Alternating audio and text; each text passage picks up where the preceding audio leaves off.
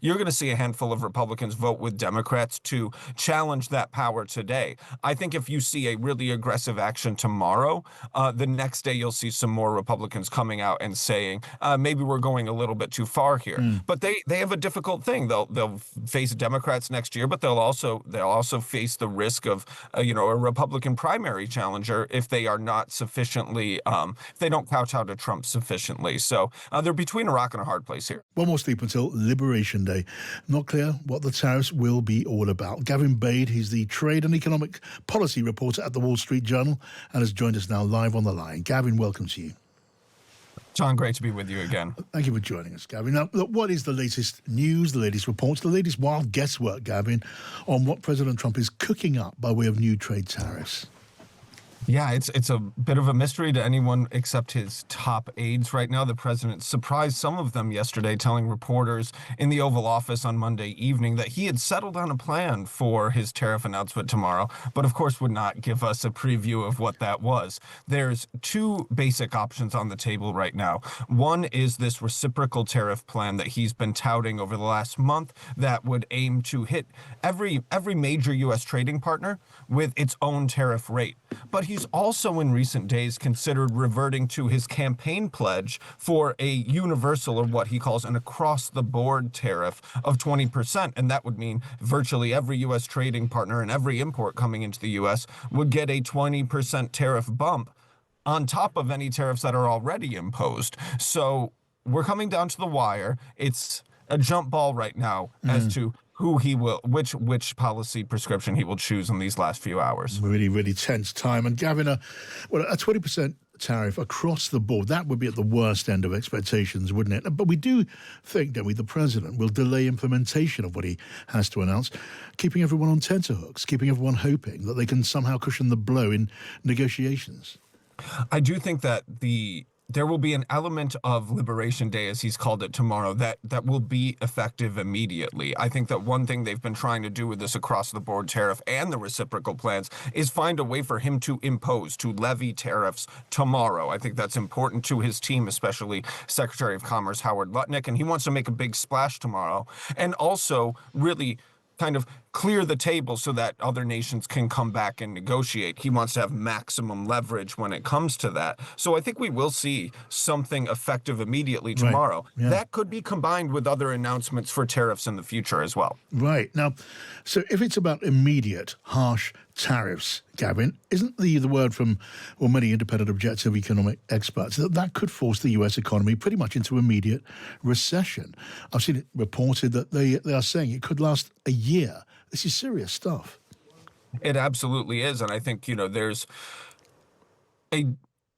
a certain perspective at the White House that those independent economic experts are just wrong and they can do what they want, and that they will be able to rebalance the economy to their liking. The idea from that Howard Lutnick has espoused is that, okay, even if there is an economic slowdown as a result of these tariffs and other, spending cuts that they're doing, well, that will mean that interest rates have to come down. And when you come out of that, the U.S. economy will be in a much healthier place. That is the theory of the case from the White House. I don't know how long how long U.S. voters will put up with that. And remember, we do have midterms coming up soon, and you're seeing some Republican senators start to go to the White House and voice their concern that, this could affect their reelection chances. Right. Now, what about, you say we'll see how long the patience of the American people last with all of this, because like on any reasonable reading of tariffs, certainly across the board tariffs, but any kind of tariff, it's passed on to consumers, it puts up their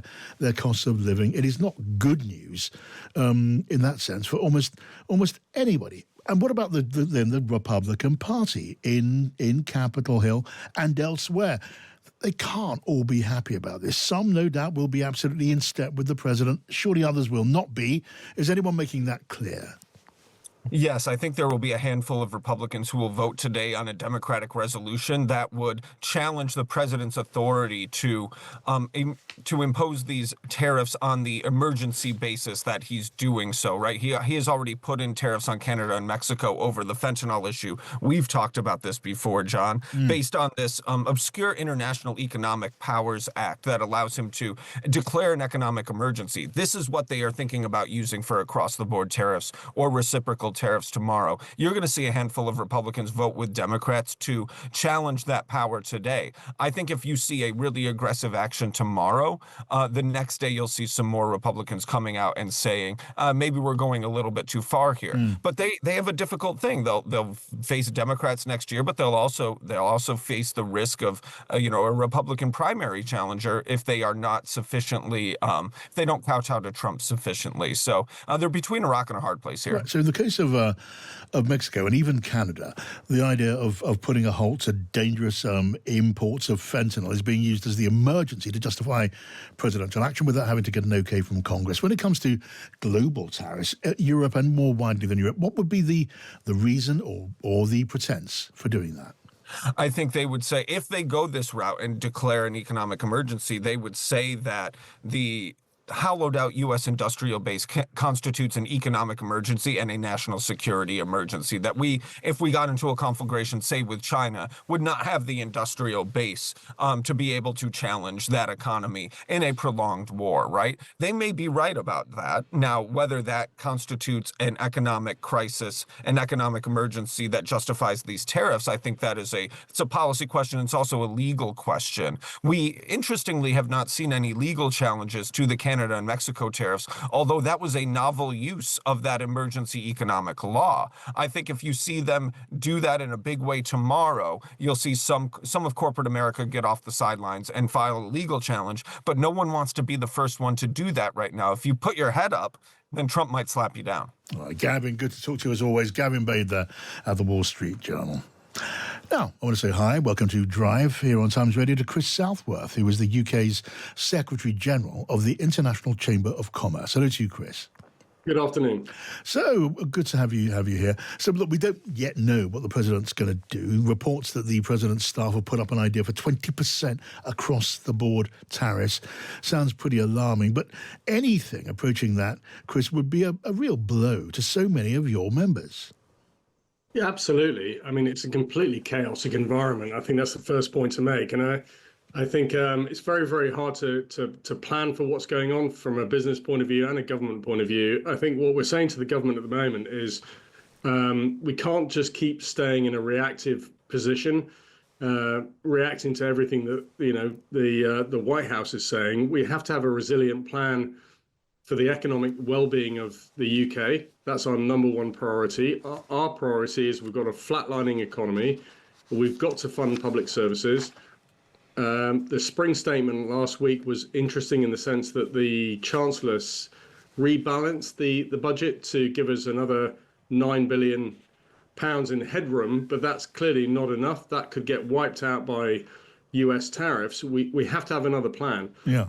In order to be more resilient and to reduce the risk and cost in the economy for business and the government. All right, so Chris, tell me then, what would a more resilient plan of the kind that you say you want to see, what would that look like? What would the government be doing that they're not doing now?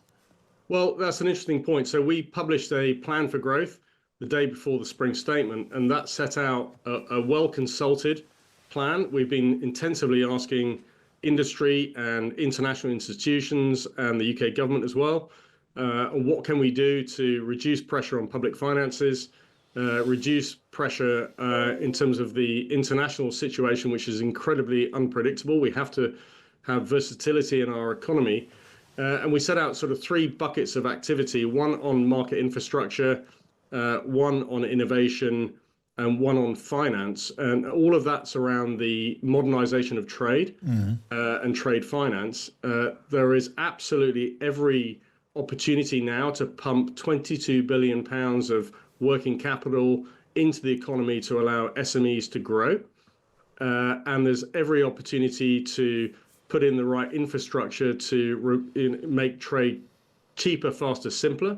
We can do that with the US, by the way. We don't need new agreements to do that. The US agree, as does the rest of the global economy. So we've designed every recommendation to government in a way that the rest of the global community also agree. The opportunity for the government is to take a lead in doing that. And if we do, then we could deliver £25 billion in economic growth, trade growth. 224 billion pounds in efficiency savings and released 22 billion pounds in working capital for SMEs. All of that would reduce risk and cost in the system, because what we can't do is control what the White House is doing on tariffs. But what we absolutely should be doing is building resilience into the UK economy, because in the spring statement, what was very clear is that £9 billion is just simply not enough to deal with the situation in which we face. Okay, look, just give me a sense of what you have in mind here. I mean, you say that the government could invest more money in infrastructure. I suppose you mean, the basic structure of the economy, transport, other links and so on, to make it easier for business to do business. It all sounds very long term, though. And where is this money to come from? The Chancellor, as we know, is right up against it when it comes to ready cash, certainly, but also freedom to borrow. No, absolutely. We are very focused. We're very conscious of that. And we're saying we could deliver growth now. We don't have to wait. So to give you an example, there is 22 billion pounds of working capital for SMEs that's locked up in bureaucracy at the moment with the banks. They can't release the capital because the regulatory framework won't allow it. What do you mean locked up in bureaucracy? What does that mean? Because it's locked up in a sort of swathe of bureaucracy and compliance and responding to regulatory requirements, which a lot of it's manual activity. It's very old-fashioned and antiquated, actually. What we're saying is the government could simply instruct the regulators to have a more flexible regime around trade finance. And if they did that, the banks could release 22 billion pounds of working capital almost immediately. Oh, you mean the banks should have, right? Are you saying the banks could have and should have more freedom and freedom of manoeuvre to lend money to businesses of the kind that you represent? Is that the point? Absolutely. To SMEs, absolutely. SMEs have effectively been locked out of the system since 2008. And is to be clear, is that because governments have to be banks, have to be too careful of bad debt? A lesson of the last financial crash. You think things are too tied up and cautious? Well, the issue has always been that trade finance, which is low risk capital, has been bagged together with high risk capital ever since 2008. And all we're saying is there's never been any evidence to support that approach from the regulators. Okay. I was just keen to understand what you were saying. You think too much red tape around banks' freedom to lend money to the businesses that you speak for. And when we're going back to tariffs, these tariffs, they're going to be tariffs. They will, Chris, won't they, be passed on by your members in higher prices? They may not be able to absorb the whole hit. They won't be able to absorb the whole hit. It'll be passed straight on. That means higher prices and inflation. Absolutely. I mean, if you look at sort of cars, so aluminium, steel, and cars in general, I mean, we've used the example of Land Rover Defenders. That's a good product. We all understand it. We all understand that car. It's a popular car in the US. The US is the biggest car market. Currently, those cost about $46,000. Yeah. With a tariff applied, that's $57,000. That's up $11,500. So anybody buying a Land Rover Defender would think twice about buying that car. Yeah. That will impact the UK economy, obviously, because of the scale of exports to the US. But it will also hit India, because it's an Indian company based in the based in the UK, JLR. And that's why you've seen the share value of JLR go down. Yes. But it's also 11,000 jobs in the UK. So, you can see the risk in the UK economy. Yeah. We absolutely don't want that to happen. There's no reason why that should happen. Yeah. We need to work with the US in terms of a better, more constructive arrangement. Okay, there'll be a global ripple effect around the world, and in America, domestic producers, as they'll have more room for manoeuvre as their foreign rivals are having to put their prices up, and they'll put their prices up too. At least many of them will. Last question, really, really briefly. The President's advisor, Peter Navarro, talking about a £600 billion a year boost in tariff income. He's calling it a tax cut, Christopher. Frankly, it's not a tax cut, is it? That is not just wrong. That's gaslighting, in plain English. Absolutely. I mean, those who pay will be US consumers and businesses, for sure. We all pay because it impacts all of us, but those who pay the most will be US consumers and businesses, because it's an import tax on the border. So anything coming in Okay. will be paid by US consumers and businesses. All right. Good to talk to you, Chris. Thank you so much. Let's talk again soon. Chris Southworth there of the International Chamber of Commerce.